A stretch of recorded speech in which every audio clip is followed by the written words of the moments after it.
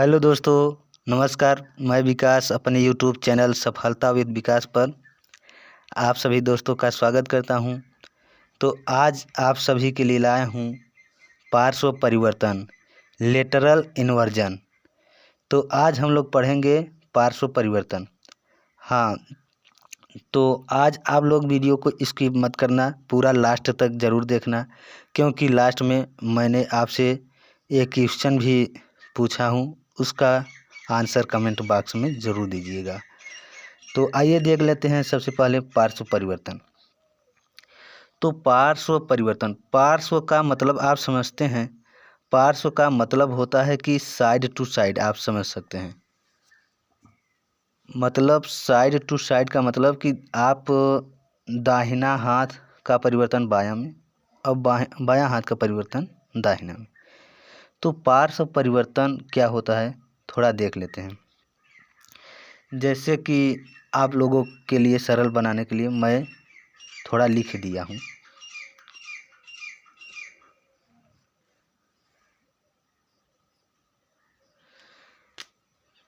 तो जैसा कि मैंने बताया कि पार्श्व परिवर्तन का मतलब होता है दाहिना हाथ बायां में परिवर्तित जैसा दिखता है और बायां हाथ दाहिने में परिवर्तित जैसा दिखता है। जैसे जब कोई व्यक्ति समतल दर्पण में अपना प्रतिबिंब देखता है तो उसका दाहिना हाथ बायां और बायां हाथ दाहिना दिखाई देता है। जैसे आप किसी दर्पण के सामने खड़े होते हैं तो आपका दाहिना हाथ बायां जैसा दिखता है और बायां हाथ दाहिना जैसा। तो इसी घटना को क्या कहते हैं, पार्श्व परिवर्तन। इसी घटना को क्या कहते हैं, पार्श्व परिवर्तन।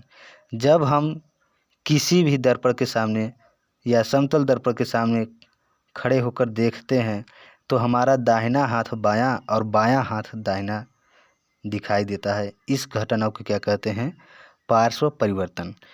तो एग्जाम में पूछता है कि अंग्रेजी वर्णमाला के 26 अक्षरों में से कितने अक्षर ऐसे होते हैं जिसका पार्श्व परिवर्तन आभास नहीं होता। मतलब कि आप चाहे जिस प्रकार से लिख दें, उसके बायां और दायां में परिवर्तन नहीं होता है। तो आइए देख लेते हैं हम। तो अंग्रेजी वर्णमाला के, जैसा मैंने बोला कि अंग्रेजी वर्णमाला के 26 अक्षरों में से 11 अक्षरों का पार्श्व परिवर्तन आभास नहीं होता है। कितने, 11 अक्षरों का पार्श्व परिवर्तन आभास नहीं होता है। मैं ऐसा बताऊंगा 11 अक्षरों को कि आप लोगों को रटने की ज़रूरत नहीं पड़ेगी। जैसे वो 11 अक्षर कौन कौन हैं, तो A M O H I T U V W X Y, ये 11 अक्षर जिसका पार्श्व परिवर्तन आभास नहीं होता है। तो इसे हम कैसे याद करेंगे, आप लोग देख सकते हैं कि हम थोड़ा ए को अलग लिखे हैं और M O H I T को अलग लिखे हैं और इसको अलग लिखे। तो ऐसा क्यों, ऐसा याद करने के लिए थोड़ा, जैसे ए का मतलब समझिए ए ही, जैसे ए, और M O H I T किसी व्यक्ति का नाम शो हो रहा है। M O H I T क्या हो सकता है हिंदी में, Mohit. M O H I T का मतलब मोहित। और ये U V W X Y, ये इसे ऐसे ही रहने दीजिए। तो ए मोहित, ए का मतलब ए मोहित अंग्रेजी के लास्ट 5 अक्षर पढ़ दो। ए मोहित अंग्रेजी के लास्ट 5 अक्षर, जैसे U V W X Y. तो ए मोहित अंग्रेजी के लास्ट 5 अक्षर पढ़ दो।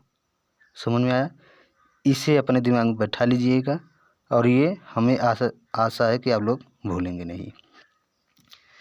तो आइए इस पर संबंधित थोड़ा क्वेश्चन भी देख लेते हैं जो कि एग्ज़ाम में बार बार पूछता है। आइए देख लेते हैं।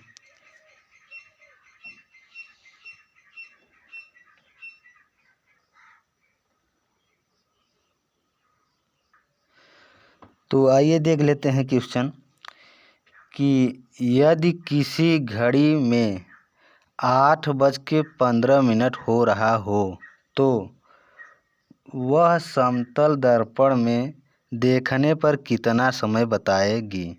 वह समतल दर्पण में देखने पर कितना समय बताएगी। आप लोगों का समय बचाने के लिए मैंने पहले से ही लिख दिया हूँ और आप लोगों को समझा देंगे, समझ में आ जाएगा। जैसे कि देखिए,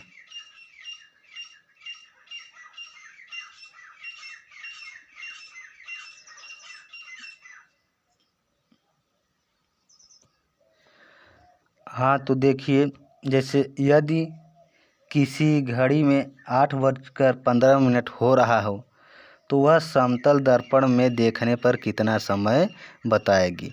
तो हम सबसे पहले 12 को देखते हैं। 12 को घड़ी में हमेशा 12 से ही तुलना होता है।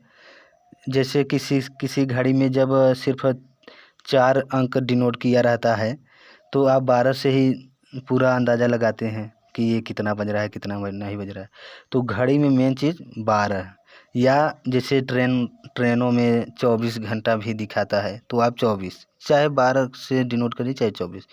तो हम सबसे पहले क्या करेंगे, 12 को इस प्रकार तोड़ेंगे कि वो घंटे और मिनट में टूट जाए। जैसे कि 12 को हम घंटे और मिनट में कैसे लिख सकते हैं। 12 को हम घंटे और मिनट में जैसे 11:59 लिख दें तो 12 ही माना जाएगा या 12 ही होगा। तो जैसे 11:60। अब इसमें से क्या करेंगे, ये एक प्रकार से 12 ही है, चाहे आप 12 बजे कहिए चाहे 11:60 कहिए। अब इसमें से क्या करेंगे, इसी 8:15 को घटा देंगे। तो 8:15 को घटाइए 8:15। यदि आप घटाएंगे तो 60 में से 15 गया कितना होगा, 45। और 11 में से 8 गया 3। अर्थात कि जब घड़ी में 8:15 हो रहा हो तो उसे समतल दर्पण में देखेंगे तो उसमें कितना समय बताएगी, 3:45। कितना, 3:45 समय बताएगी। समझ में आया। चाहे जैसे कभी कभी सेकंड में भी तोड़कर दे देता है। जैसे कि मान लीजिए 8:15 20 सेकेंड हो या 8:20 15 सेकेंड हो, तो उसका भी हम लोग देख लेते हैं थोड़ा। तो इसे भी देख लेते हैं थोड़ा। यदि किसी घड़ी में 6:15 60 हो रहा हो तो वह समतल दर्पण में देखने पर कितना समय बताएगी। जैसा कि मैंने पहले ही बोला था कि कभी कभी सेकंड में भी तोड़ कर दे देता है, तो घबराने की कोई ज़रूरत नहीं है। आप 12 को इस प्रकार तोड़ेंगे कि वो घंटा, मिनट और सेकंड में भी टूट जाए। तो हम कैसे तोड़ेंगे, 12 को हम लिख सकते हैं जैसे 11:59 और 60। इस प्रकार से हम लिख सकते हैं। आप चाहे 11:59 60 कहिए और चाहे 12 कहिए। तो इसमें से क्या करेंगे, 6:15 60 को घटा देंगे।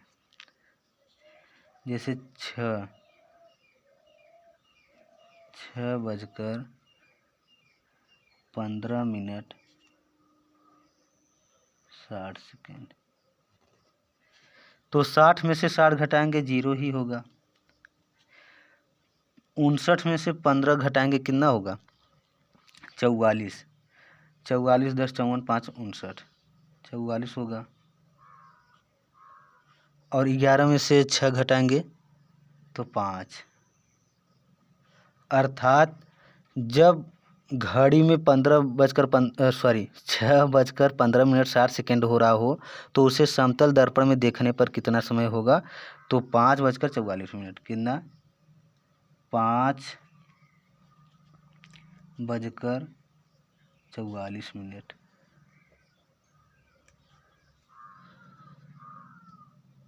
समझ में आया?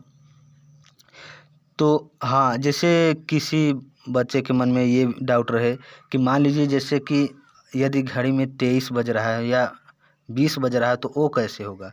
तो उसे भी हम 24 में से घटाएंगे। जैसे मान लीजिए 24 को हम कैसे लिख सकते हैं? 24 को लिख सकते हैं